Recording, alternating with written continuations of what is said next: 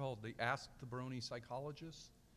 I'm glad to see you all. So with this size of group, I guess any questions you have, we should be able to address everybody. So we thought that what we would do to start with, though, is just each of us take a few moments, sort of tell you a little bit about ourselves. Some of you have hopefully taken part in our 3 surveys that we've conducted over the last year, and we'll put in a little plug for surveys to come, especially our longitudinal survey.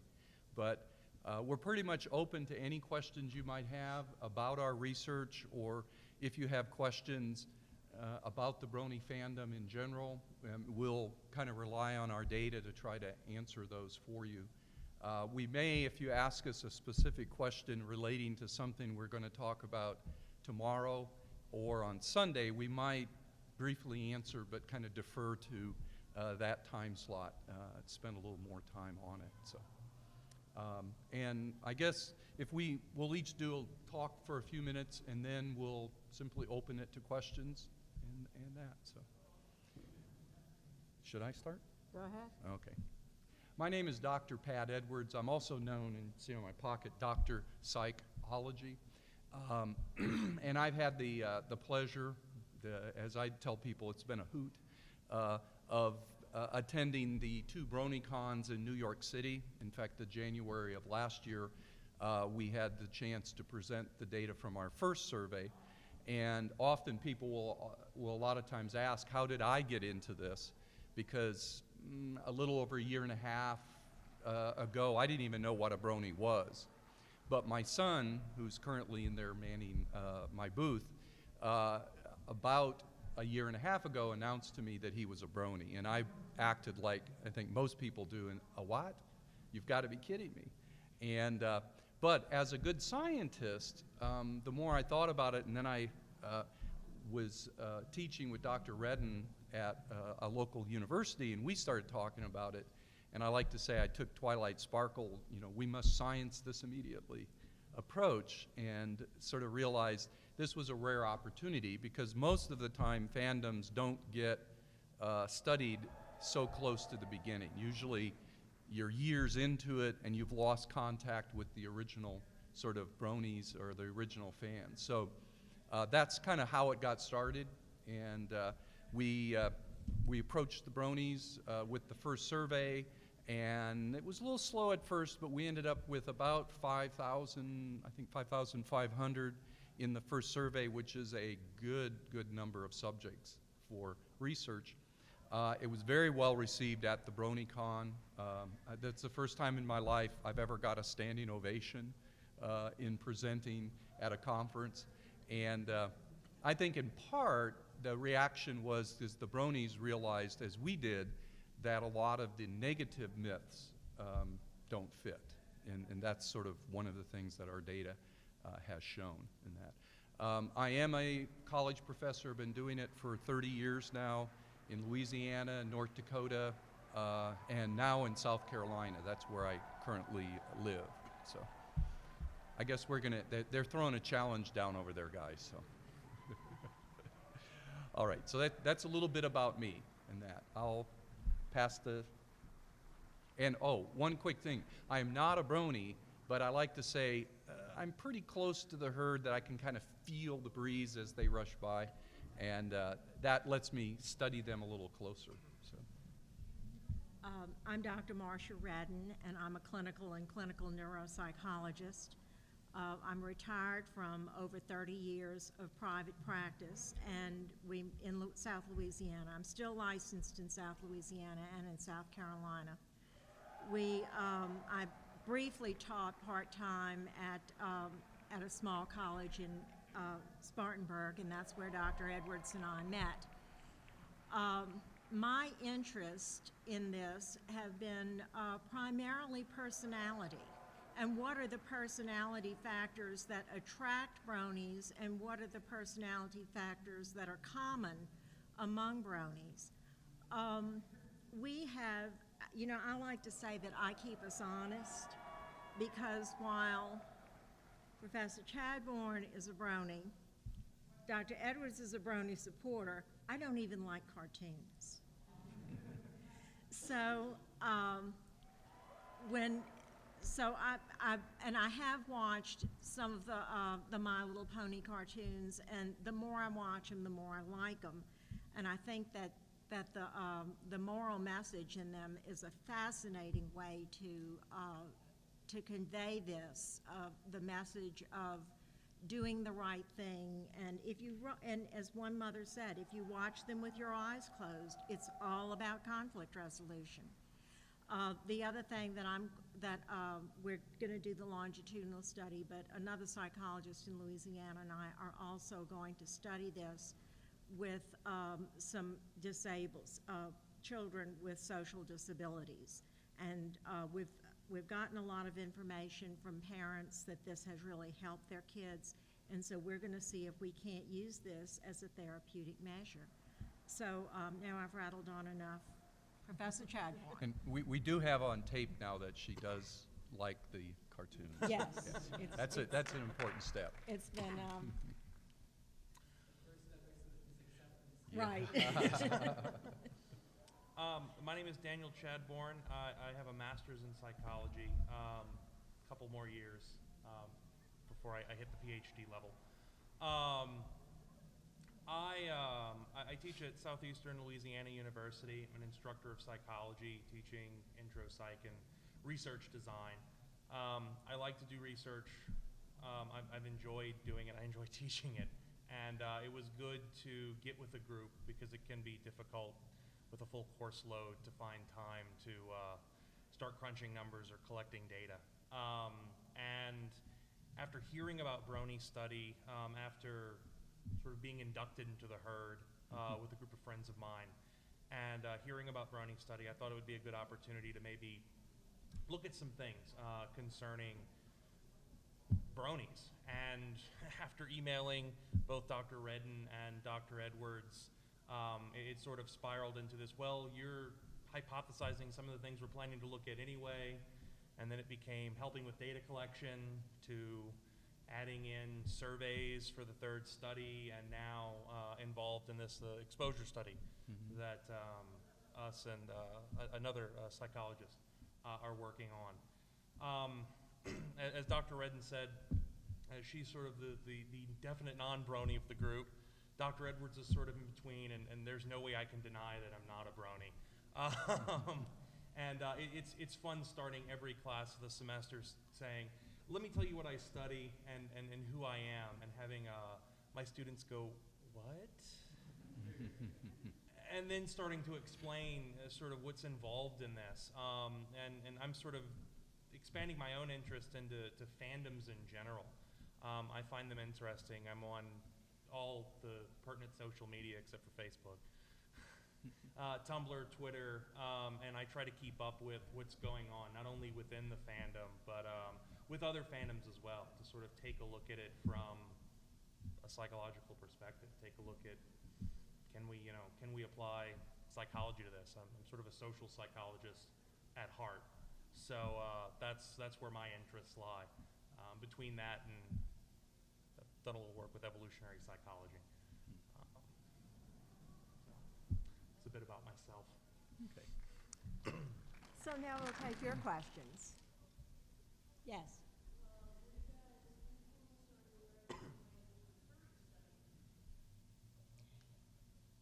We became aware of the furry studies in New York last June, and met the lady who is from New York who has been studying furries, and so we are aware of that. And she did make some suggestions to us on some questions to put on our studies concerning that. So yes, we are aware of them. We haven't made any, and I do believe at some point, and I'm also interested in expanding into other fandoms too, but we haven't done anything kind of comparing bronies to furries. I would imagine there would be some overlap, but I also suspect there'd be some real differences, because my sense is with some of the furries, there get to be an awful lot of identity issues. Some of them really do believe they're part animal, and that we've asked some questions, and we don't seem to get a sense that with the bronies that, they think they're really ponies, things like that. So right, that fit that. You're right. So that may be a group that I guess the nice thing about Bronies is that it's such an expanding group. The furries have been around for a while.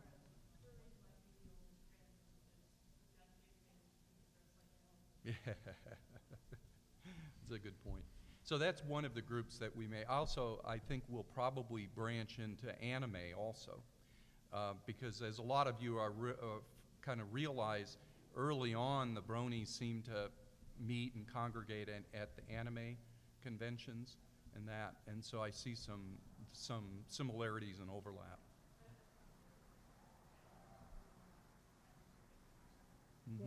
Mm-hmm. Yep. Yeah. Other. Mm-hmm. Yeah. Actually, along those lines, I was wondering, have you looked at, especially for the older Bronies, what are some of the viewing habits, like television entertainment viewing habits? Is it drastically different amongst us than it is, average television watcher? Or? That'd be interesting. Yeah, that would be. Well, We haven't really looked at television habits and watching television as much as we have internet habits, and watching, playing video games and watching cartoons and things of that nature on the internet. You know, one of the things that we have found through researching the literature is the significant differences between males and females in internet usage, and that males use the internet primarily for entertainment and for information gathering. Females use it to shop and also for socializing. So I think that, that there are some differences going on out there, but there is no indication in the data that Bronies are any more tied to their computers than anybody else. And I think when you say older, we have primarily, even though we've been collecting data from, and we were talking about, we get individuals as young as 12, upwards to, I just this morning was looking at the third survey, and we had a 60-year-old Brony. But primarily, we have been focusing on sort of the 16 to 26 to 30 range, because the average age for our Bronies is around 20. And so at some point, with the numbers we're getting, we may be able to pull out and look at the over 30-year-old Bronies, but we haven't yet done that.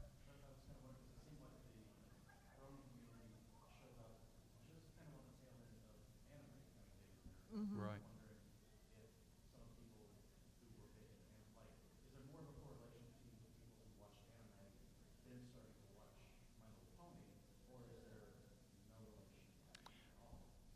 There's definitely some relationship, and I was telling the story to someone how back, I guess it was a little over a year ago, I went to an anime con in Columbia, South Carolina, because I'd heard that they were having, the South Carolina Bronies were having their first ever meetup there. There were going to be about 20 or 30, and so I thought, great place to go and kind of talk to the Bronies. And I was trying to recruit non-Bronies for our study. And so I went to the BronyCon, met with the Bronies, and then I went around to the non-Brony, to the anime, giving them our card and saying and it was kind of interesting because, at least a good quarter of them would take the card and kind of look around and say, well, I'm already a Brony. So I was quite struck by the amount of overlap that was there already. I guess they were secret Bronies because they didn't seem to be willing to let people know they were a Brony, but.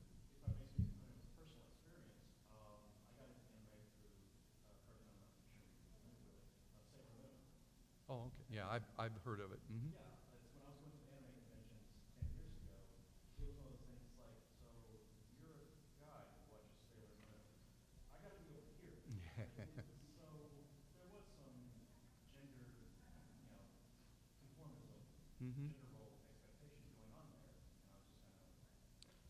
Well, one of the things we also found out was that a lot of people got into watching My Little Pony because it was written by Lauren Faust, who also did the Powerpuff Girls. And she did the Powerpuff Girls as an empowering, an instrument to empower females. And they must have been watching the Powerpuff Girls because they knew how good she was. And so that led them to My Little Pony. And also, what was it, Home for Imaginary Friends? Foster's Home Foster's for Home. Imaginary She Friends. also, Yeah. I had a student come up to me earlier this semester after we were doing this study, which we've dubbed the Dr. Frankenpony Creates a Brony study. But one of the students came up and said, you know, this was interesting. You know, when I was younger, I used to watch the Powerpuff Girls. And I told him, I said, well, there's a connection. And he was like, oh, that's probably it. He recognized somehow her fingers on the product. Especially with voice actors and the writers and the producers getting a lot more sort of prominence within different fan communities. A lot of people are drawing themselves to the same voice actors and actresses, the same writers and producers, saying, you know, oh, I like this voice actor, they've done this, this, and this. They're also doing this show. I've liked all their work before, why don't I go check it out? It probably helps them overcome the gender and age stereotype issues. Yes. Do you notice like the internet trends are like ponies invade certain other forums, internet cultures, and sometimes video games? They Could def- you- Do you have any notable observations on like how they? They definitely do play video games and play all kinds of video games, and in fact are in some other fandoms.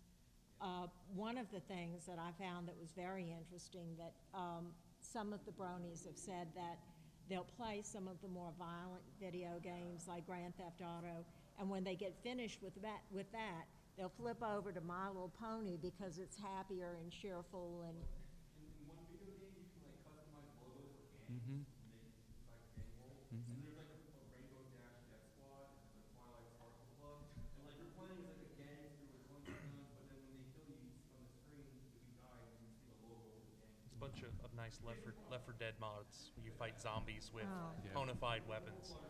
Yeah. Yeah. We're also quite familiar with Rule 34. Well, and clearly one of the, in the early history with all of the 4chan stuff, that one of the things that developed was that Bronies would, I like to call it spam ponies everywhere, and that's, I see it as being partly a testament to how important the ponies are. When somebody really, really embraces something, they want to share it. Although it becomes, I think, a little invasive. I could imagine Star Trek fans being a little upset to find all of their characters ponetized, and so that, I could see that as being a little bit of an issue. My son plays Team Fortress, I think is one, and he'll talk about how he and the others will get together and they'll form a team and they'll all be Bronies. And he says the other people they're playing will be making comments like, Bronies, they're everywhere. I got killed by a Brony, It's like, Yes.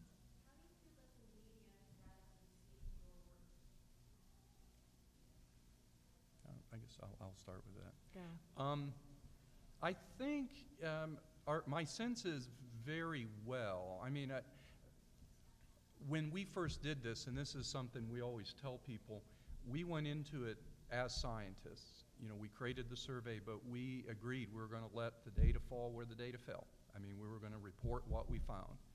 And we were pleasantly surprised and pleased that what we found was that most of the negative stereotypes didn't seem to hold up. And because we, and I think like a lot of people close to the fandom, were a bit disturbed.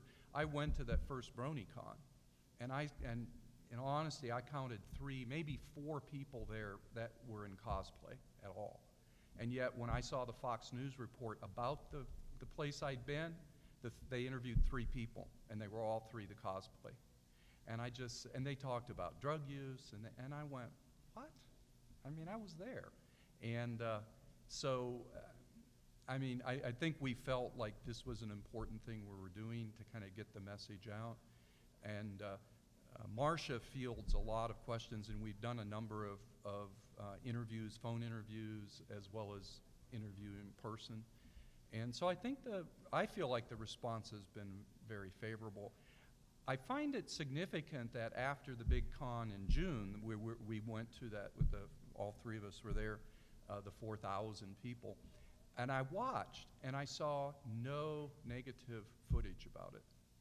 You know, at least not in the media that I touch on. So I see that as, I think we play a part of a role in that, because people go look at our website and say, whoa, they have data.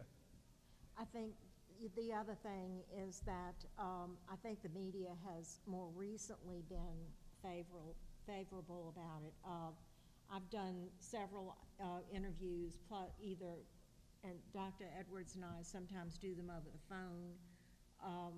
Of course, we did John Delancey's documentary, but I've done answered a number of questions for reporters over the internet, and I've received. I know that there are some articles about bronies out there in some very obscure magazine, print media, the Arizona Republic, and one of them from some tiny little dot on the map in Texas that a friend of mine sent me, and there was nothing in those articles that was negative. I mean, is that your sense or your perception? Have you seen it improve as far as the coverage, or?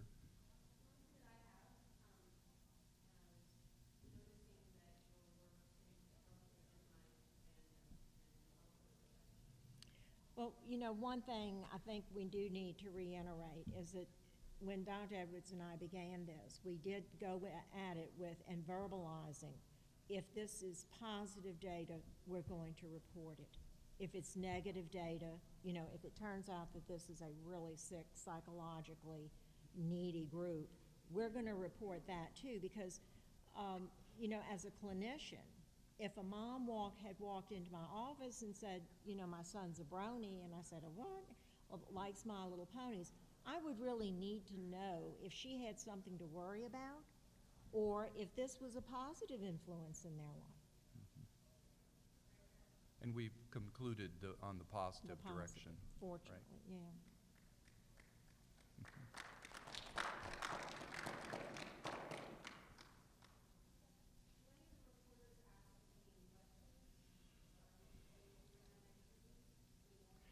No. No, not the ones that we've, you know, No. Fox News hasn't reached out to. Yeah. I kind of wondered if they might. We also had gotten word, and I think the word got out, you know, back like last January, that there were some of these sort of reality TV shows that were fishing for bronies. Oh, and yeah. I kind of wondered if we weren't going to get a phone call, but We did get an email. yeah, we did get an email from one of them. We did get an email and from one of them fishing for a brony who had definitely gone to the extreme. And so, being the good psychologist that I did, I forwarded it to someone whom I knew would not respond. So we haven't had as much of that as, again, I wondered if we might, but I'd like to think You know, that our data got out there early enough, we got out of the gate pretty early, that I think before a lot of negativity could really build, it fizzled out. And you know, the other thing is that you get in any group of people, you are going to get somebody who is going to the extremes.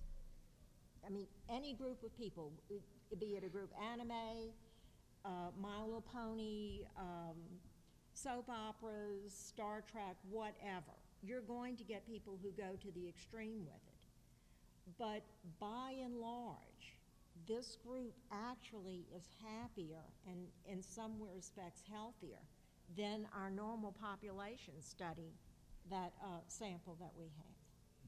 So it's going to be very difficult for someone to find that extremist within the community. And even if they do, it's going to be difficult for them to try to paint them as the mainstream. Yeah. This is typical.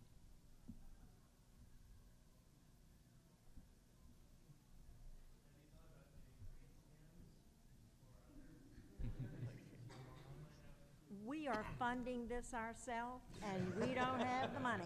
But if you'd like to pay for it, Someone wants to donate an MRI. yeah, we'd be happy to go, you know. Blood study. You know, that's an interesting question. I think, you know, we can chuckle about it.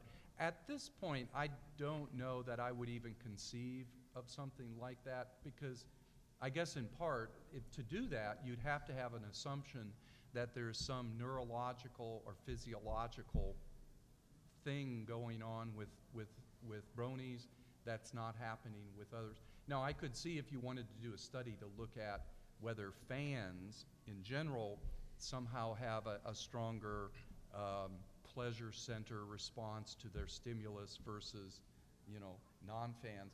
But, you know, I guess it's hard for me to imagine that, because what we see the brony, or at least I'm speaking for myself, the brony phenomena is primarily an aspect of people's perceptions, their beliefs, what they like and don't like, maybe their identity, but that's not necessarily tied to brain differences.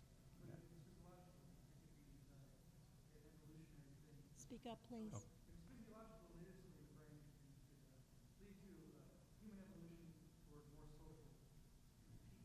Mm-hmm. Mm-hmm. It could be an old trend. People will naturally Well, come together yeah. over something, Humans are social animals. be it the deer spirit or My Little Pony. My Little Pony is the future. It's or humor, you know. I think Yeah, the that's humor. you know, because for a lot of people, part of the ponies is the humor and the cuteness and the feelings. In fact, and we're saving this for tomorrow, but I alluded to the Dr. Frankenpony makes a brony study. What it really is about is we're looking at how non-fans respond to the fandom stimuli. We are showing non-bronies an episode of My Little Pony, and we're looking at their ratings of the show. We're looking at their affect in that, and let's just say there are some strong reactions, and In both directions. in both directions. And clearly, showing people My Little Pony does not necessarily a brony create, you know. But if you have the right person and you show it to them, there's a good likelihood they're going to become a brony. But we'll talk But more come about see that us study tomorrow to see that. tomorrow. But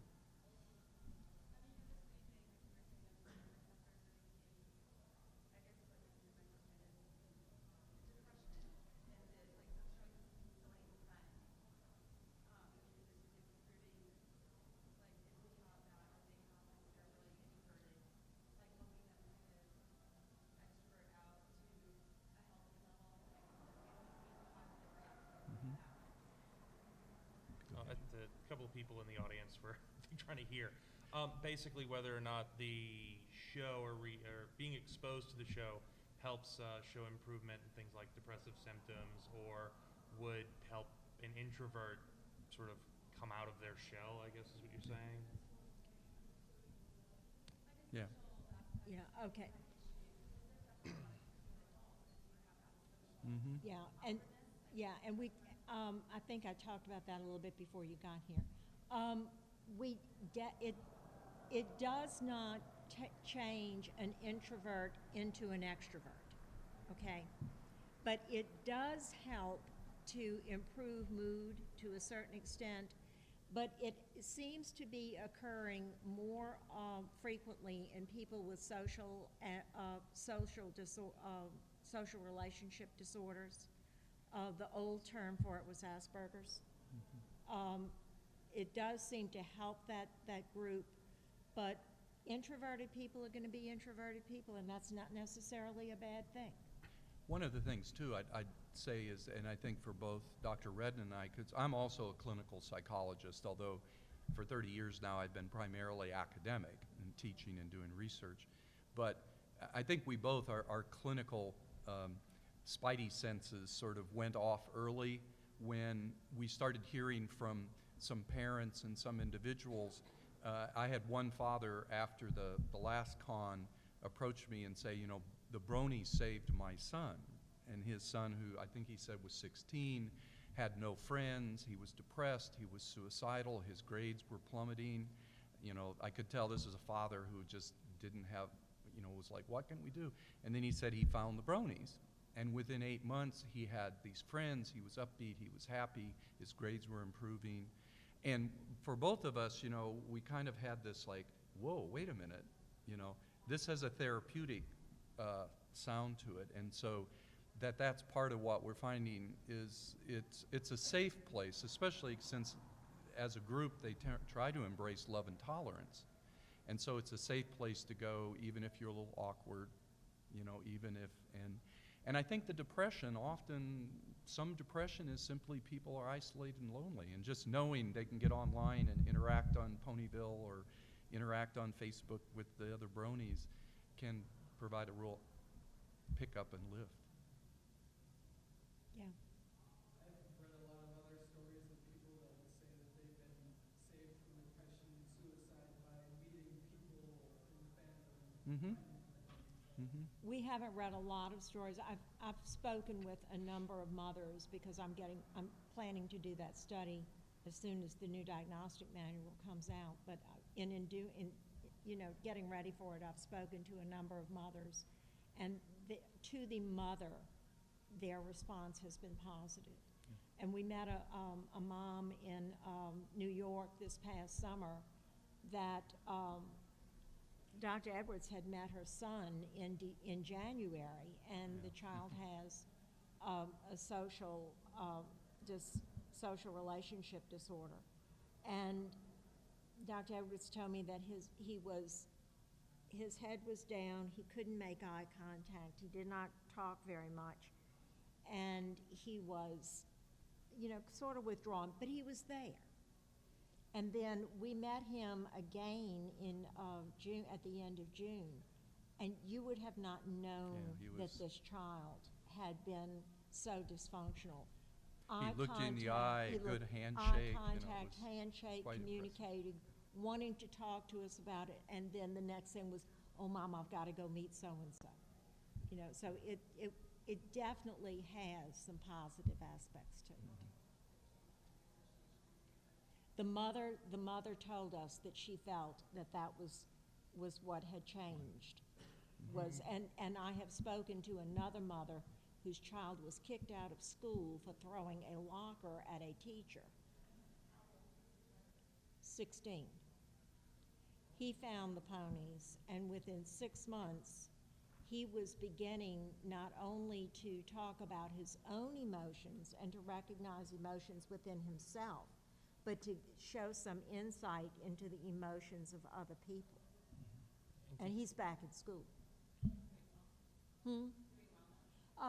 Doing okay. You know, I haven't talked to her since, but he is back in school. I talked to her back in September. He is back in school.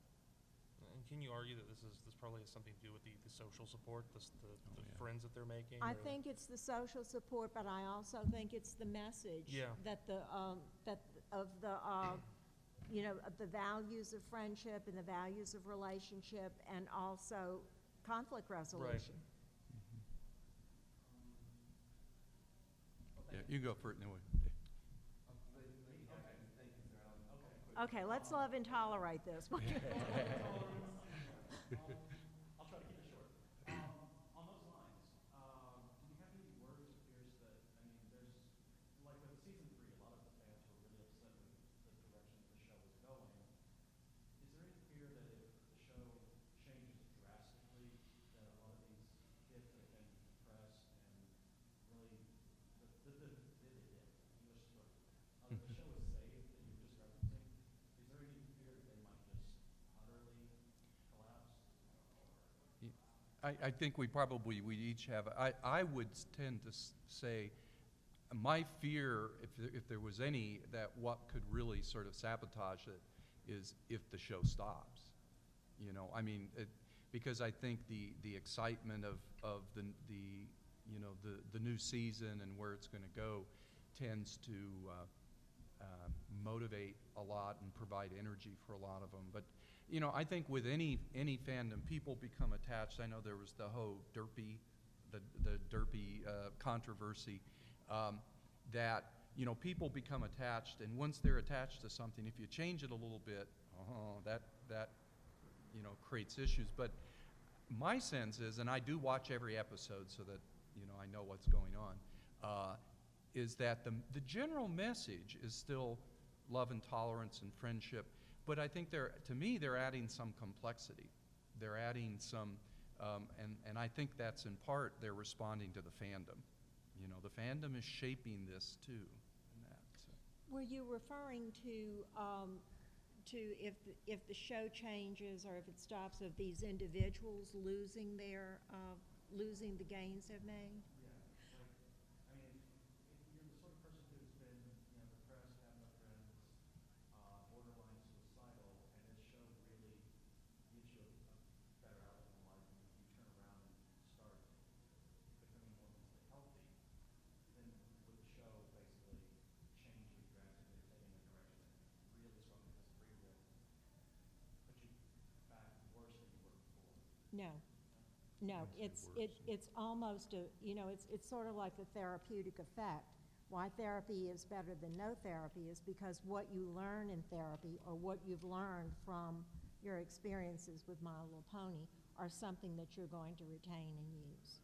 The friends aren't necessarily going to go away. The social groups aren't necessarily going to go away. They may change. And the early episodes that they focused on that help with that conflict resolution and with the sort of initial message, even if the show changes, you still have 3 seasons that focus on that same aspect. So, Yeah. I completely concur. Okay, now, So, I guess, like, outside of this, I'm a pretty, like, normal, manly guy kind of thing, but Yeah. I noticed that, like, over time, that this kind of, the show brings a little bit of fluidity to gender roles. And I wonder, for better or for worse, or which is going to affect in the long term, which is more common long term, if we lose gender roles a lot more, would that be more harmful or helpful to society? Because the show does kind of bring out elements in me that I don't bring out, like make me want to talk to people more, talk about my feelings more. I have a more optimistic outlook on life. Like outside of My Little Pony, outside of what I'm watching on YouTube, I'm a pretty depressed, cynical, bitter, loner type guy. But, you know, I'm wearing a sweater shirt, you know, can't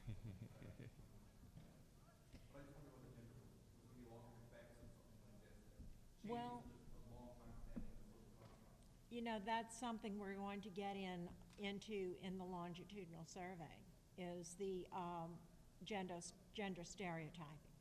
And how does it? And, yeah, Also, I think, and this is my personal sense, is that when you talk about things like this, about how society might be changing, I mean, a lot of people are aware of just how quickly society's views towards the gay community has changed. You know, that often people can kind of fall into 2 groups: the traditionalists who sort of cringe and howl because we're losing we're losing what we felt comfortable with, what we knew. And then on the other side of those people who sort of say, but we're also letting go of a lot of stuff that held people back. You know, I grew up with a father who tickled us till we weren't ticklish because men shouldn't be that sensitive. You shouldn't be ticklish, you know. And so, you know, I'm sure glad that I didn't do that with my sons, is that I think as you give up some of that, you also gain. In fact, I think that's one of the powerful messages of the Brony community, is here's a bunch of grown males who are okay with wearing pink and okay with tearing up a little bit when there's a royal wedding, or when Twilight becomes an alicorn. You know, it's wonderful that it's okay for us to have those feelings. And for the girls, look at the messages of the ponies, empowering them in many, many ways. So, Lauren Faust kind of, you know, focused on that, and then you have plenty of people within the entertainment industry who are trying to build female characters in television and the media, who are focusing on sort of breaking that, I guess, traditional female gender role, and taking on sort of breaking that sort of stereotype. And then also, especially with something like like My Little Pony, and you have characters who offer a wide array of different personalities, show that these different personalities are all right. Applejack can work hard, can be a strong, independent character, and it's perfectly fine. And I would argue that I wouldn't see how that would hurt society. I think that would make society a little better. On that debate, Ben, some cultures believe that the end of days is marked by men becoming feminine and women becoming masculine. But then there's a lot of more modern people who believe that, hey, if we become more gender neutral, more like close to the center, we can make it a lot more expressive and happier, make it a lot less about suicide. I don't know. You know, I think that there's one thing that you're going to have to, that you really do have to take a look at from the very beginning, and that is biology is still biology. Men are still going to be men and are still going to have certain roles by virtue of the fact that they are men and their brains are built the way they are and their bodies are built the way they are. And women are still going to be women for the same reasons. That's why you sometimes see the distinction between sex and gender. Yeah. That there's sex is our biological designation, and gender really comes down to how we express ourselves. And a lot of it comes down to person and what you feel comfortable with, how you feel like expressing yourself. Yeah. I think you already brought it up, and that it's a social construct, because I don't know if anyone else has heard, but in the 1920s, pink was considered a masculine color. Mm-hmm. So, I mean, really, it all comes down to like how you want to express yourself, like they're saying. So, and I personally, I for one think that being able to be encouraged to express your emotions and stuff is going to help you more in the long run, toward a better world at large. Right. If the end of days is where people can come up to me and feel comfortable talking to me, then, I mean, that's, I will embrace the end of days then, so. Also, too, I think there's always a transition period. I mean, we're obviously, these are times in which things are changing, and that always creates a certain uncomfortableness with, we're letting go of ways, but we're not entirely sure what it's going to mean yet, you know.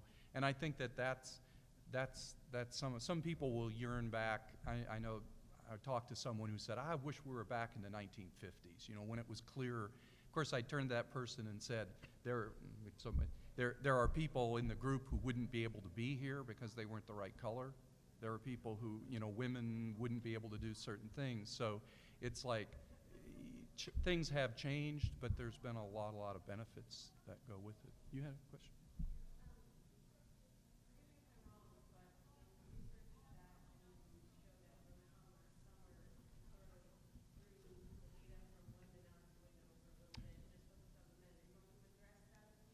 Yes, we are.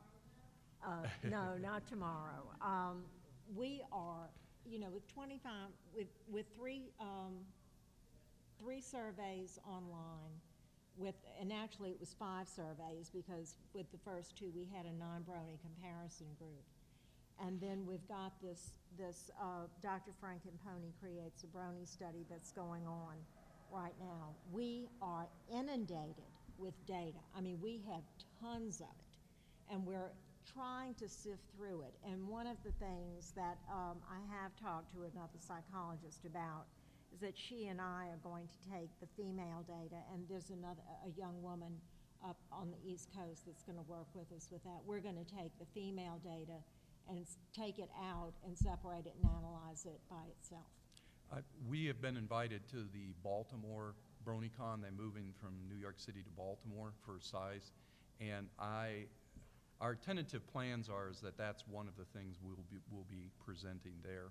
You know, we had to make a choice, and since so much of society's response to the Bronies is because of the males, we made the decision to first focus on them. So we're not ignoring the females per se, and now that we have another colleague who's joining us, and she has a good background, I think she's really going to dive into that data set. The other thing is that, you know, you have to go with the numbers, and 85% of our respondents were males.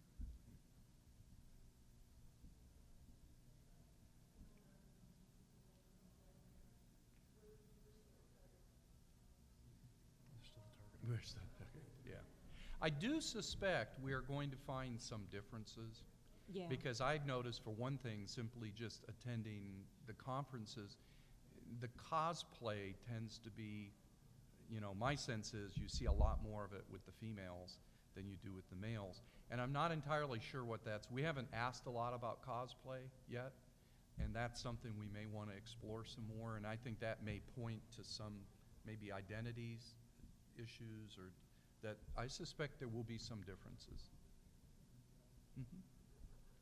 Well, on that note, I've noticed at anime conventions that there's a lot more male cosplayers there. Mhm. Does it have something to do with the still uncertainty? Because the target audience for My Little Pony is little girls. Right. And the main 6 are females. Mm-hmm. Are, girls can wear skirts and pants, but boys do boy things. Mhm. So I'm just kind of. It may be as if we see more male ponies characters showing up, we may start seeing more male cosplay too. I just have this sense we're probably going to find some differences. Well, I was actually, the other question I had with regards to gender roles, is there such a, is part of the attraction to My Little Pony part of a, I don't want to say a backlash, but men in America seeking things, escapes from like, okay, something to break out of the prescribed watch G.I. Joe, watch sports paradigm? We really haven't asked that question. Except that it may be a little bit of, and clearly the fandom, a part of it starting was the irony of it. We call them independent. They also call them the hipster bronies, who in part are into it because it shocks people. And so I think that may have been a little bit of it at first. It's sort of like, boy, can you get much more shocking than to be into something that's for girls who are, 6 to 8 years old. Especially it's backlash on 4chan. Mhm. How can we upset these people as much as possible? Let's post ponies. Cute ponies on top of Yeah. it.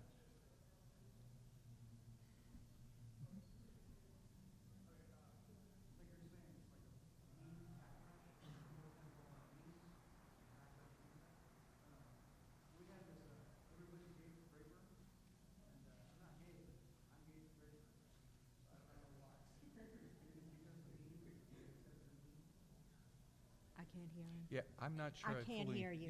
They have a microphone. That might Yeah. help. Yeah. Okay. The meme is everybody's gay for Brayburn, but I'm not gay, but I'm gay for Brayburn. Is it because of the meme, or is it because that I am gay for Brayburn? Is it the backlash against the meme? It may come down to personal choice and whether or not you find a male character attractive. It's just because he's Brayburn. I'm on Tumblr, and plenty of Appaloosa. people like Sherlock. Or I used to. I was saying you could ask that question in a future survey. Are you gay for Brayburn? I used to play World of Warcraft, and my son would tell me, Dad, all of those nearly naked night elves running around are actually 12-year-old boys. So, it's part of the fun of the game, I guess, is that you can assume those other roles. Yeah. On the note of the cosplay, I really, not to oversimplify, but I mean, if you think about it, most animes that are, extremely well received have male leads. Mm-hmm. I mean, this is a show that has way more female leads Right. than male leads. I do believe it would boil down to something that simple. Would I be surprised if you got into the meat of it and there was maybe something more? No, because, it's possible. But, I mean, I can name 3 animes right now, and I guarantee you, I name those 3, people in here will be able to give me maybe 1 female lead, which you see a bunch of Sakura's from Naruto at an anime convention. Then, you see Naruto, Sasuke's, Kakashi's, all these other male leads, male famous characters. And whereas, in this fan base, you have Great Freak Josh, Yeah. Rayburn, and Yeah. maybe 1 or 2 others. The That probably is. Flim Flam, and I noticed they were here, so, Yeah. So that may be part of it, is the whole thing that, in fact, halfway, I was watching the first season with my son, and he finally pointed out, and I figured out how you can tell the difference between the male and female ponies, So in the first season, the males were just not that prominent. Now we're seeing more and more of them, so. Do you have a question earlier?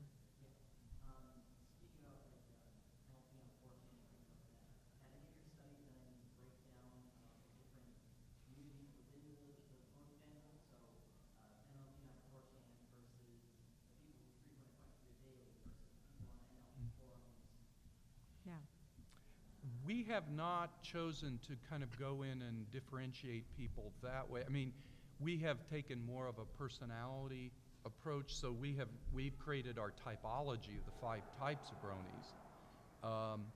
But we haven't gone in and sort of, I wonder if coder brony and the census, that may be a little bit more along the lines of something. We have kind of begun to identify the bronies in one way, and that is, I asked the question, and those of you who took the survey saw this, were you a first season brony? Were you a first summer brony? Were you a second season? So, so that we can kind of look and see if, like the third season bronies, the people who are just now finding the fandom, how are they going to be different from those? And in some of those third season, you mentioned 4chan, and they go, huh? Whereas the first season bronies are very aware of that. So we're trying to make a little bit of that, but that's our trying to look at how it might be changing in that.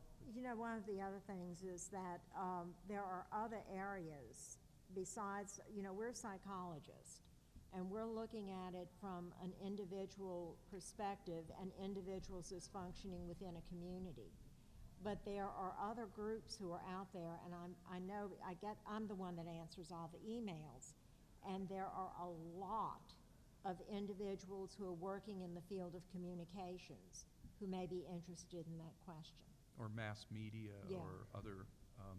The gender roles issue is, I'm aware of several different groups that are sort of trying to explore that, because they see the bronies seem like a perfect population to look at how and why it's changing in that. So we're not alone, but we are the only, as far as we know, the only group of academic psychologists who are bringing in the psychological perspective to it.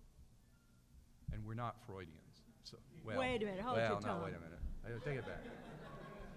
Watch We're your not mouth. all Freudians, I guess we'd say.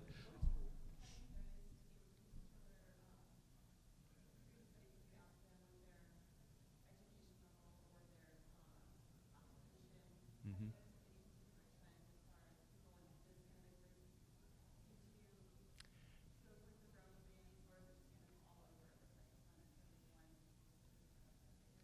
Well, clearly as a group, they are educated or in the process of being educated, high school and college students, and Generally employed. generally employed. See, that's part of the stereotype, that one of the stereotypes, and I mentioned it in the documentary, was this idea they're all 30-year-olds who live in their parents' basement and watch cartoons all day and they're unemployed.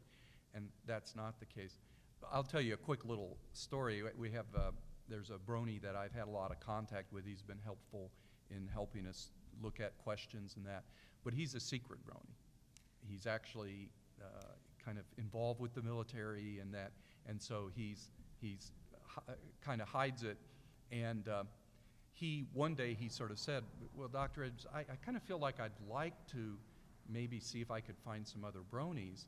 And I said, well, you know, look, if you get a chance, just ask people if they're aware. And so he had a friend who was in the engineering program of a large university. And he asked his friend, he said, well, have you ever heard of a brony? And he said, the friend looked at him and laughed and said, everybody in the honors engineering program is a brony. So I think technology, the bronies are, as a group, very net savvy. They kind of represent the net generation. You know, they're very comfortable and connected and that. So again, that's one of the myths that we've been, and sometimes when you tell parents, you know, it's like, why wouldn't they want their son or daughter to be a brony? Yeah. Mm-hmm. Oh yeah. Yes, they have a Facebook page. And in fact, there are some military brony heroes. My son, who just got back from Afghanistan, met a brony over there who lost his foot to a mine. So you know, they're out there making sacrifices and serving. We, you know, we really would like to study that group also. And you know, one of the things I would particularly be interested in is how has this helped them to cope with, particularly those who have been in areas of conflict like Iraq or Afghanistan, has this helped them to cope with what they've been facing? One of the questions that we did ask on the third survey, and we're going to discuss on Sunday, is that since I got into this with Dr. Edwards, we've been this is a belief that I have had. If you take a look at this in a historical perspective, after World War I, what happened? Roaring 20s. World War Okay, World War I, babe. Okay, after World War II, what happened? And beatniks, right, beatniks in the Bohemian movement. After Vietnam, or during Vietnam, what happened? The hippies. The hippies, okay. We are 10 years post 9/11. Is this a reaction to the fear and the distrust that has been going on since then?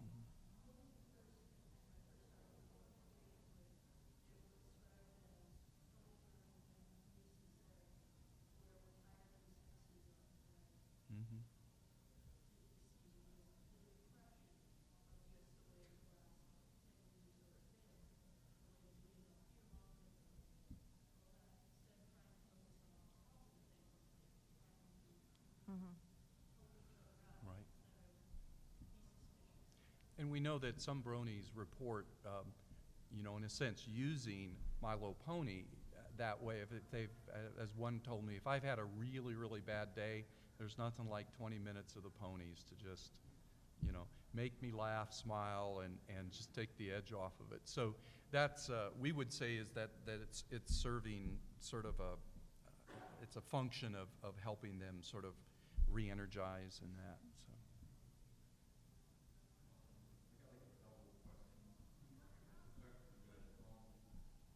Have you got any statistics or any findings on the darker side of the fandom, like people who write the slash fics, just out of curiosity? And secondly, all the psychologists you've known, met, read about, history books and textbooks, who of them do you think would be throwing this into the world? question. Definitely not Freud. No. I would have to say my first thought would be the humanists, Maslow and Rogers. Maslow and Rogers, yeah. Probably along that line. Maybe Sleekman. He'd be probably interested in it. Yeah. If he's not already.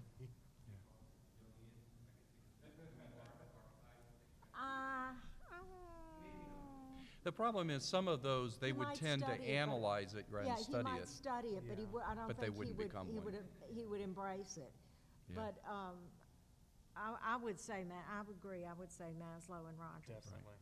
But your question about the dark side, and I've always kind of termed it this early on when, my son warned me. In fact, when I first started, and my son, who's the Brony, I started looking at this, I said, what's this 4chan thing, Will? And he said, Dad, don't go there. Just don't go there. You don't need to see that. And so I'm like, okay. So, but, I'm aware of it, and in fact, there's a Brony who got his master's degree over in Copenhagen, and we've been in contact. In his master's thesis, he looked at what he called the standalone complex, and he thought that the Bronies represented this in some ways, but also so did the anonymous movement. And so that's where I kind of became aware of where the Rule 34 kind of came from. And actually on the third survey, and tomorrow Daniel and I are going to talk about that and look at it. We collected some data asking the Bronies to what degree they are aware of Rule 34, how they feel about it, do they view that. So we've got a little information, and that may be one of the things in the future we try to look at a little more. Although within the field, some other areas, they talk about what they call the anti-fans. And it's sort of like as soon as something comes out like Twilight, the movie, there was immediately people who hated it. They hadn't even seen it yet. And so to me, it would be, there's some personality probably of some of these people who get involved in it.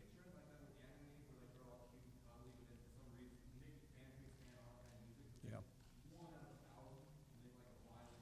Right. Well, there's some things on the internet of Papa Smurf doing things that Papa Smurf shouldn't be doing.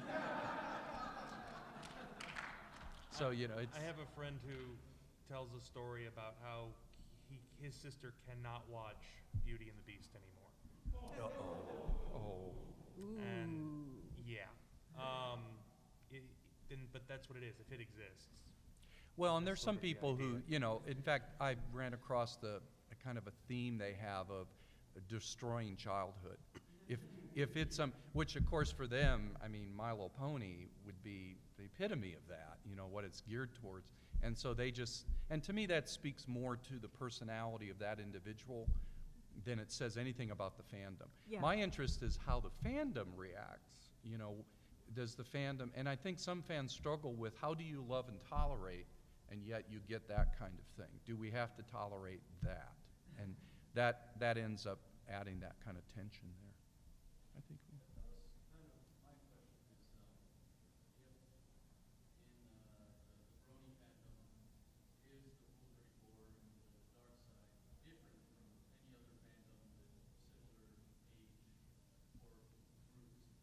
I don't believe so.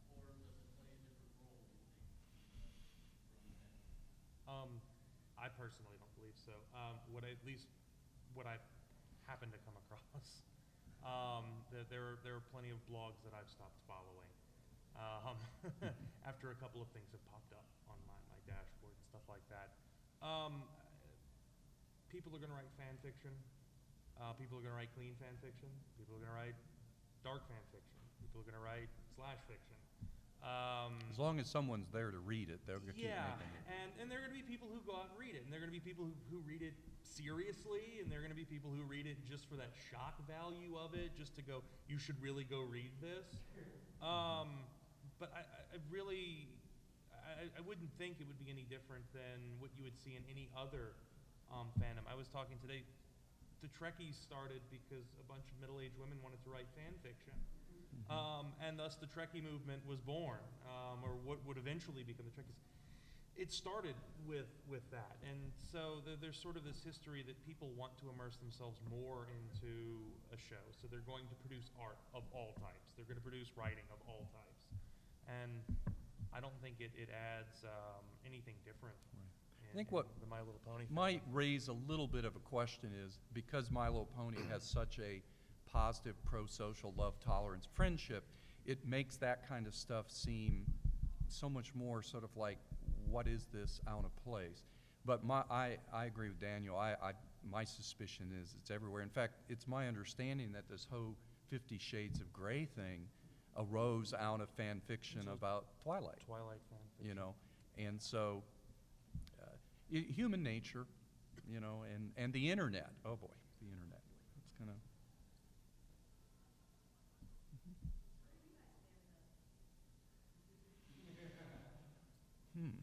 I play a lot of solitaire.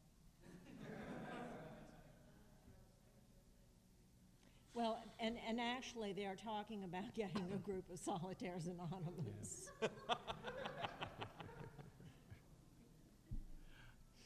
Well, that's a great question, and in fact, I was telling someone a little bit earlier, and they were asking, well, why do we have to be? Well, why are we fans in the first place? And my view of it is we all have to find meaning in our life. We have to find something that gets us up in the morning, something that excites us, whether it's building your week around 10:30 on Saturday morning because, you know, the ponies are coming on or that. And so I have things that kind of, and to be honest with you, for the last couple months, my creativity in art has been part of it. So I tend to spend a lot of my time sort of working on that. And but I'm also a fan of the news. I try to kind of keep up. I read the paper, and as a professor, I'm always trying to make my material relevant. So I guess I would say I have been a fan of World of Warcraft. You know, I kind of like that sort of adventuring in a fantasy world somewhat. And Lord of the Rings, I sort of have always enjoyed Lord of the Rings a lot. So. We don't have enough time for me to go through everything. I just finished Sherlock, so I guess I'm now a fan of Sherlock, or Sherlockian, whatever they want to call it. Doctor Who, My Little Pony. There's been a lot that I still have to watch, still have to go through that, you know, people are recommending. And it's not hard to, as you said, sort of revolve your day around, I've had a rough day, I want to sit down and watch the next episode of Doctor Who, or I want to sit down and for me lately, if I've gone through a very busy week, sitting down and drawing something for my blog, or drawing any art, be it pony related or anything like that, it helps, and that's sort of, I guess, part of being a fan of something.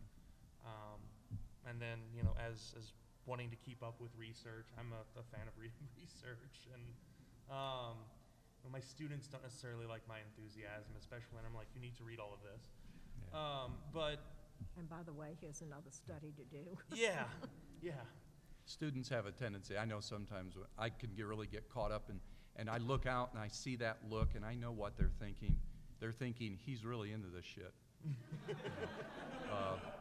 But also I think, your question got me to I'd like to bring this back to one thing, and that is, we know people are fans because it serves some function.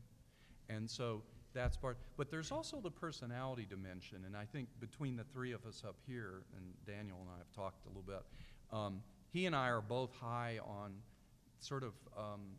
what's called kind of fantasy potential, fantasy proneness. We, as a kid, I used to say, would they put me near a window in school? Forget it. I was sucked outside.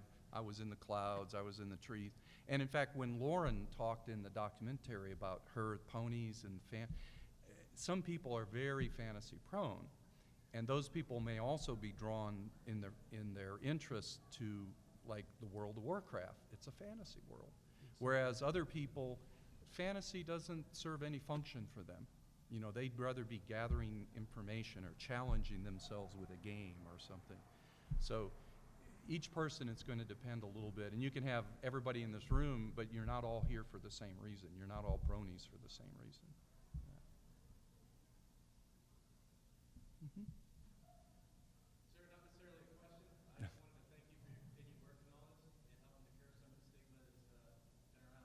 Whether it may or may not have been your intention to do so, I certainly appreciate it. Well, thank you. Thank you. Sir. Thank you for your service. Yeah, I have to say, it has been, I almost feel like a certain degree of pride, and I feel lucky personally that the Brony fandom sort of dropped in my lap. My son reminds me that I owe him, because if he hadn't become a Brony and said anything, I wouldn't be here, because I doubt I would have come across it.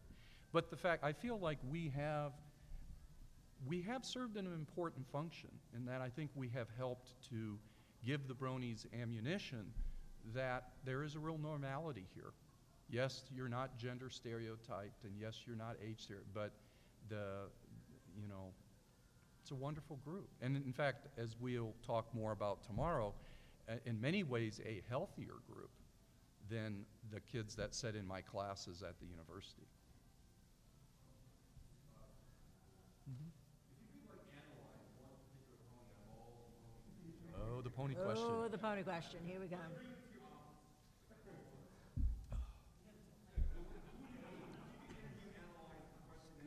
If I were going to do an analysis on one character, I think it would have to be Rainbow Dash. Definitely. I see her as being somewhat histrionic. She's got her problems, but on the other hand, she fits into that community, and she functions, and she contributes, and I think that it's a beautiful example of the fact that we all have our pimples and bumps, but we can all be valuable members of a group. Do you have a? Not being a clinical psychologist, that's sort of the question, and I tell any of my students who want to go into psychology, the one thing that you're going to have to deal with is someone going, so you're a psychologist, you're going to analyze me now?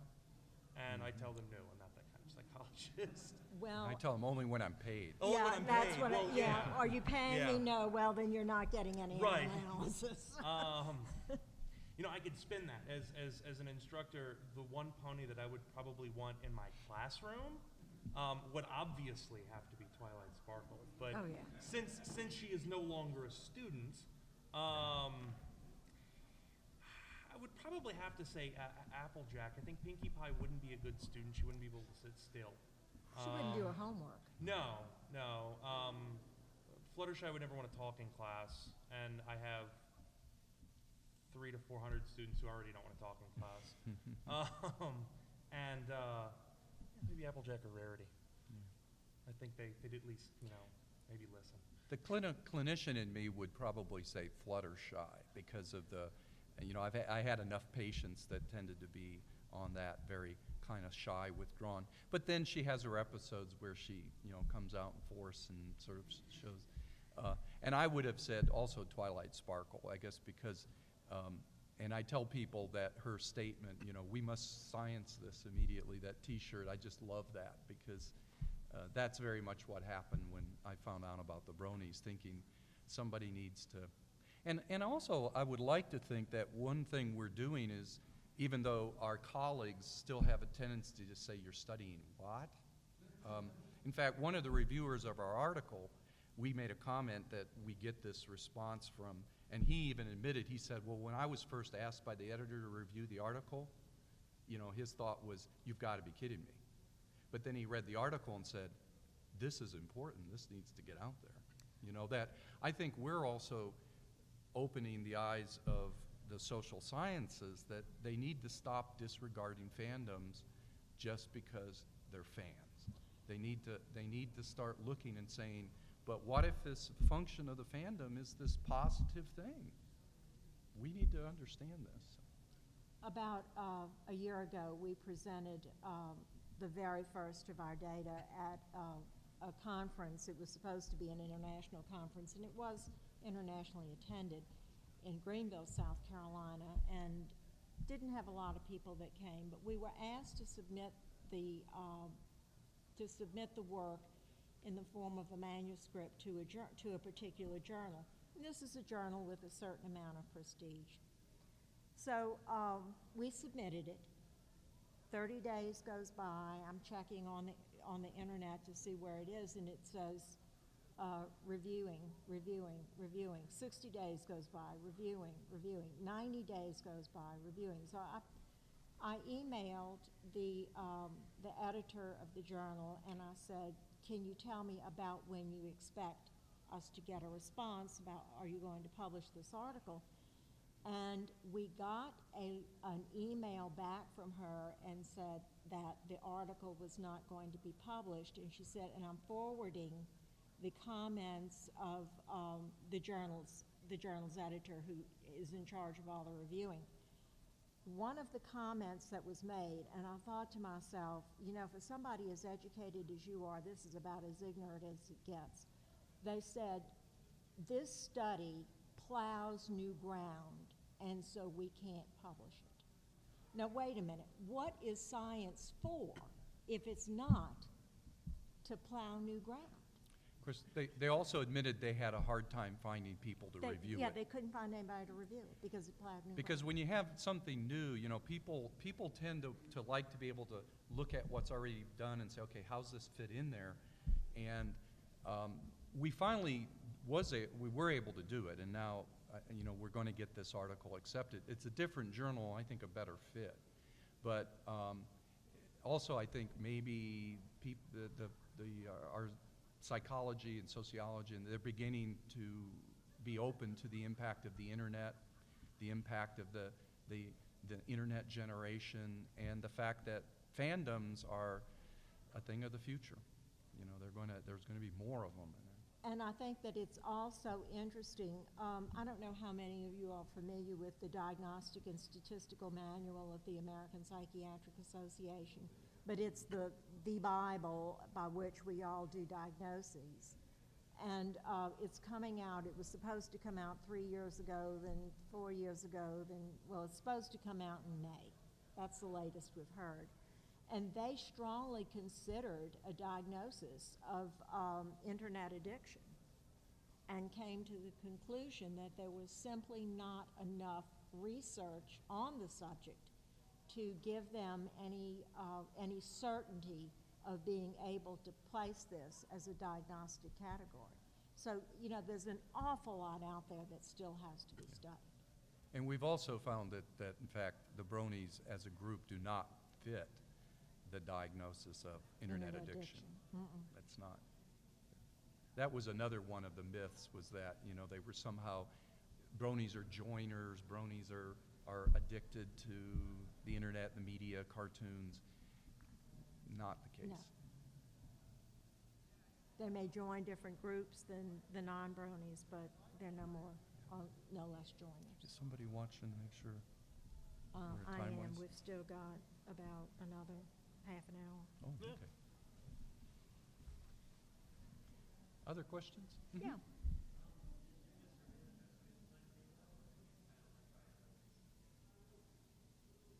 Well, right now we're doing, you know, because there are several different ways of doing research, and the survey is, in fact, some ways the easiest one because we can collect, and those of you who have taken our surveys know, these were not brief surveys.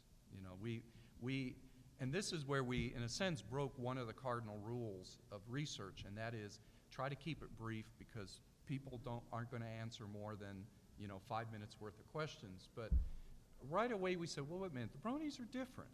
They're motivated. They want to do this. So we've launched some pretty large surveys in that. So there's a lot of benefits to that. We are doing the first experiment in which we're literally bringing subjects in and we're showing them My Little Pony. And we may, you know, we'll probably build on that. But part of the problem is, or I don't see it as a problem, I guess I see it as part of the issue is, if there wasn't an internet, there would be no Brony fandom. And in fact, the best way to reach Bronies is to get them on the internet. And if we had to try to bring, you know, find 1,000 Bronies in Greenville, South Carolina, we ain't going to find it. But I can go on, and we will here in another week, Equestria Daily, and we'll probably have several thousand within 24 hours. So the downside is there are people will say, well, can you be sure they're being honest? And the truth of the matter is we can't entirely. And that's come up in one case is like, well, maybe they're lying about sexual orientation. And we're like, well, 24,000 of them? You know, you want to really tell me 24,000 of them have decided? You know. The numbers help to counter. Yeah, the counteract that a numbers little bit. counter that. Well, the other thing is that I can ask any one of you in this group, are you honest? And you're going to tell me yes. How do I know? You're telling me yes. Yeah. Yeah, So so we just have to rely on the data that's out there. But one of the things about it is that between the first survey, the second survey, and the third survey, after the first survey, we did a factor analysis of it and found what we call the basic Brony questionnaire, and we use that on every survey.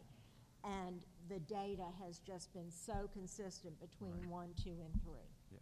And so if you do it 3 times over a year with that many people, and you keep getting basically the same percentage, the same score, then you feel pretty comfortable with it.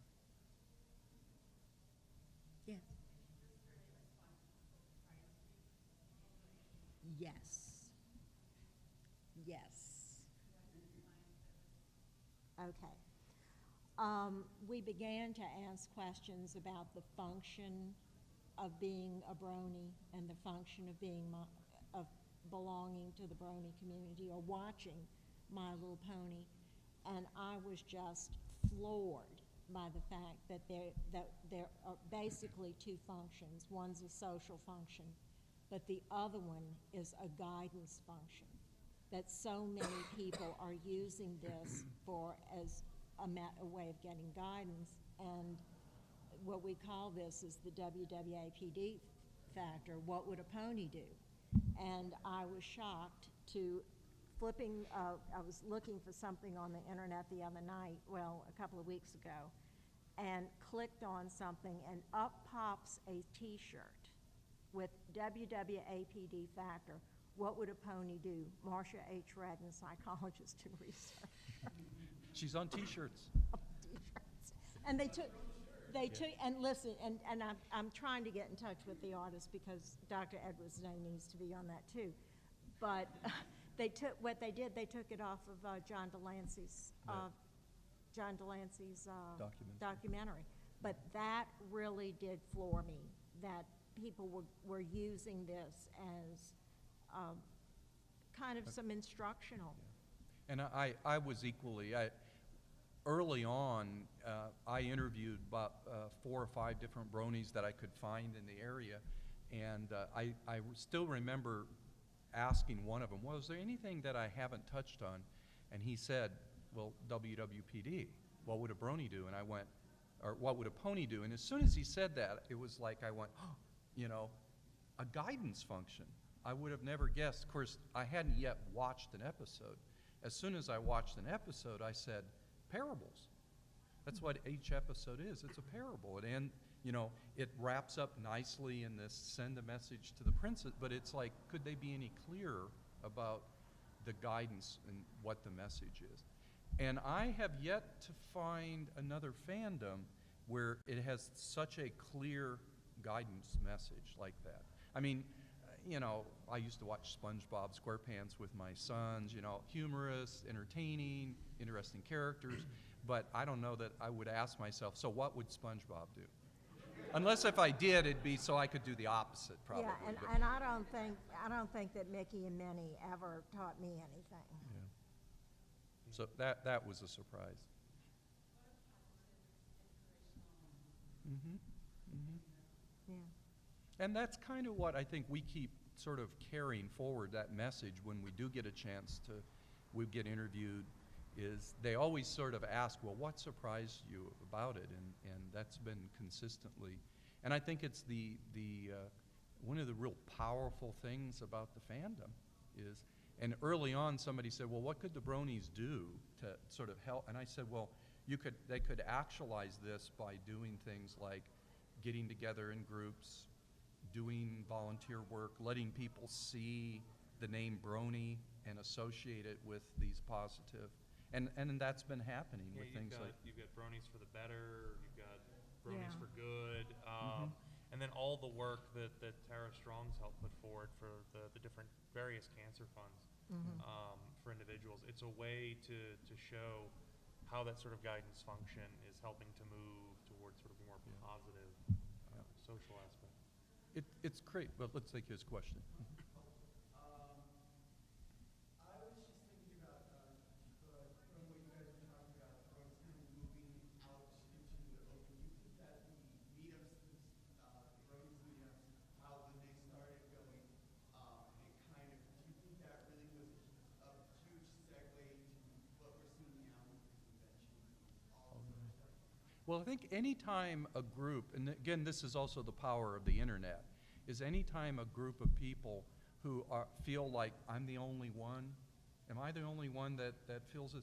And when they begin to realize they're not alone, and when they meet with somebody and they get excited talking about Fluttershy, or they get excited talking about what it means for Twilight Sparkle to be an alicorn now, that is very confirming, and that tends to be the glue. So I see this increase in, I know in our area, we went from, it was probably, I was at one of the first, well, Marcia was there too, the first kind of meetup in our area, and the meetups are popping up all over the place now. And I see that as a real positive sign of that gelling of the fanship.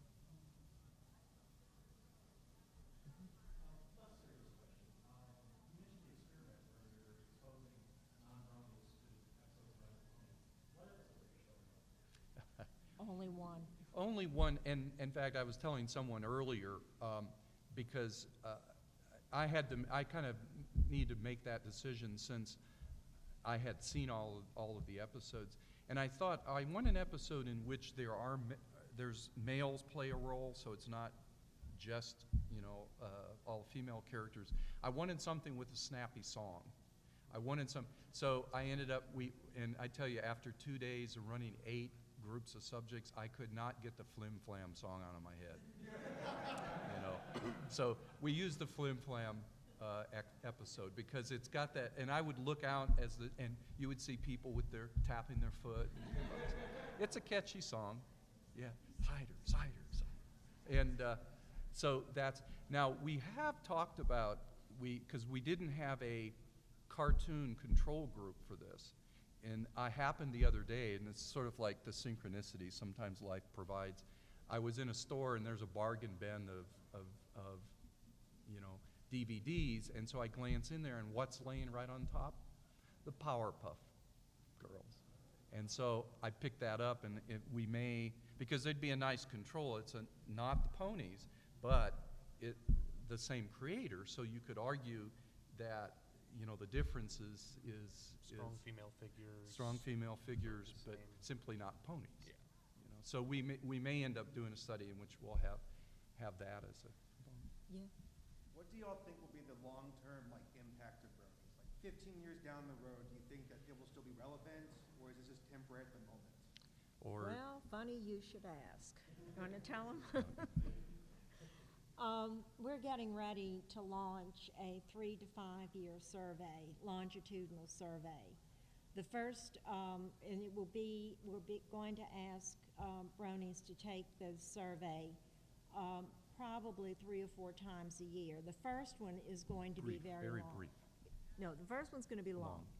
But then afterward, it's going to be very brief, 5 or 10 minute surveys. And we're going to follow them through that 3 to 5 years and see how are they changing as individuals, and is the community changing as a group? I would like to think there's a lot of potential, and in fact, I believe one of the reasons a lot of people are responding, and you see it with, I don't think any of the voice actors would have expected that they would have gotten this kind of response to their work, or John Delancey, that he'd be here, is I think a lot of non-Bronies respond positively because of the potential. We're in an age, my sons are Boy Scouts, but there are so few Boy Scouts. There are so few individuals involved with organizations that, have a clear pro-social message that we would like to see more. So I would like to think of the Bronies as having the potential to be such a group.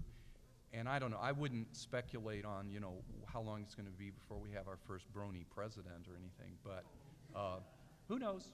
Who knows? And if you take a look at the data from political science and from sociology, membership in all groups is declining. Yeah. I think the internet has some potential to provide us with, since we're becoming connected, and 25% of our Bronies are from Europe and about 7% from Australia and New Zealand, is that, we have this potential to create groups that are outside of just the boundaries of our country, but worldwide. And one of the things that we found out just within the past 2 weeks is that our website has been translated into Russian. And so we're going to have Russian Bronies kind of showing and up. there are I know a couple of there are Russian a lot of, Bronies. Might get them to spread the word. from what they tell me, that there are about 6,000 in the Ukraine.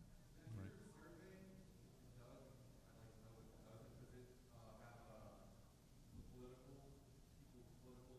We do not ask if you're Republican or Democrat Yeah. or conservative, liberal.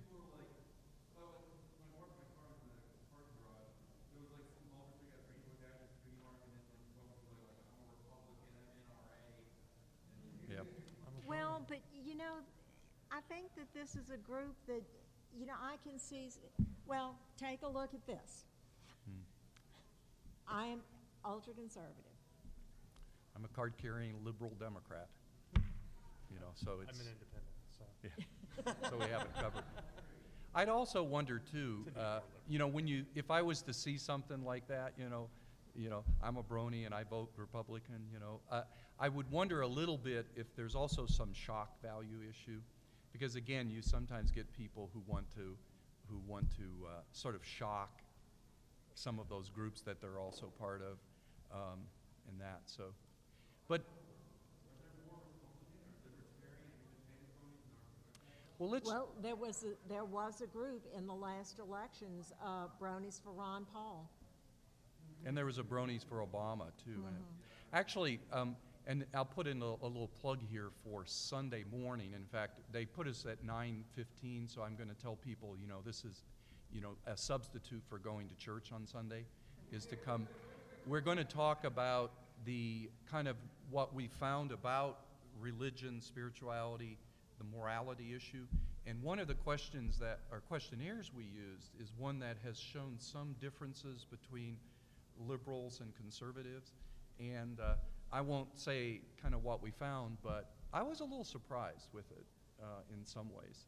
And so that's part of what we'll talk about, you know, on Sunday. But, yeah, that's a little hook to kind of pull me. Yeah. Any friends, there won't be a writer panel going on at the same time. Yeah. Any more questions? Well, you might be small in number, but I think But you've you had all- some wonderful yeah. questions and good questions also. And I always tell my students that good questions are ones that I don't always have an answer for because they make me think. And in fact, all of this, the research, all of this is a product of this curiosity that as scientists, we try to sort of like make an important part. We wonder, we say, wait, why? You know, why did that happen? And I think that probably all great discoveries have begun with the words, I wonder. I wonder. And not implying that this Yeah. is a great discovery, but there are some Well, great ones out although there. there's probably a pretty good percentage of, oh shit, you know, that also started. Because I had a chemistry professor my first year at college who had ended up, he created the glue that held the space shuttle tiles to the ship. And he talked about how his whole field started when he was in graduate school doing an experiment, and he mixed it, and it turned out lumpy brown, and it was supposed to be clear.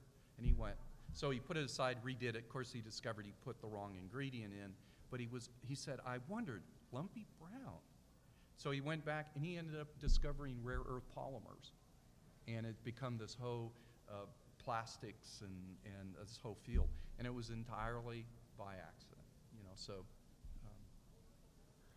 science. Well, thank you all. Thank you And all for coming. Again, tomorrow at 6, we'll be talking about kind of reviewing a lot of our data and then talking about the creating a Brony.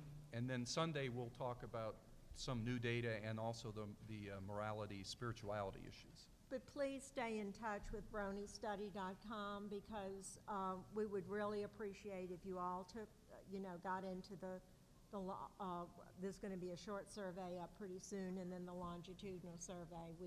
We cannot do this without your cooperation. Thank you. Thank you.